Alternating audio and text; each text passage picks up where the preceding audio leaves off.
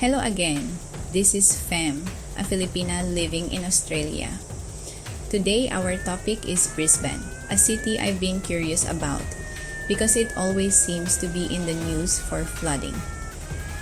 Every year, certain areas go underwater and I started wondering why, so I did some research and what I discovered left me shocked. Stay tuned and join me as we navigate Brisbane's past and present to uncover the scandalous truth behind its history and disasters. For tens of thousands of years, the Turrbal people lived along the Maiwar River, what we now call the Brisbane River. But in 1823, three lost European castaways, Thomas Pamphlet, John Finnegan, and Richard Parsons, accidentally landed here. They were starving, desperate, and had no idea that their arrival would change everything. The Turrbal people saved their lives, gave them food, and treated them with kindness. And how did the Europeans repay them?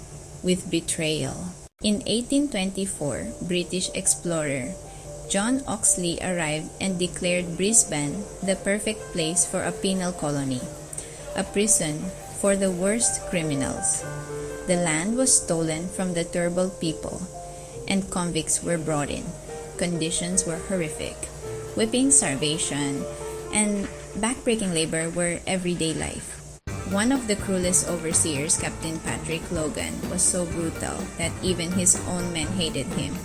But one day, Logan was found dead, killed in the bush with a spear in his chest. To this day, his murder remains unsolved. Was it the convicts getting revenge or the Aboriginal warriors fighting back? The truth was buried along with his body. Here's where things get eerie.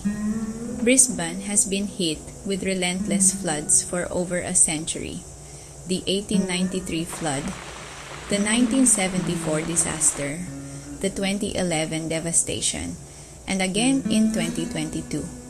Each time, the river rises, swallowing homes and destroying lives. But why? Is it just nature's fury? Or is Brisbane cursed? Some believe the land was never meant to be taken.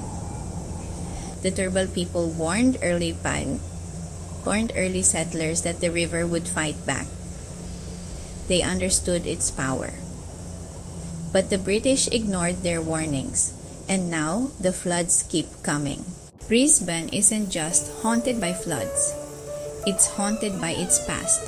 The old convict barracks, where prisoners suffered. The Bogo Road Jail, where executions took place. And Newstead House, where ghostly whispers have been heard.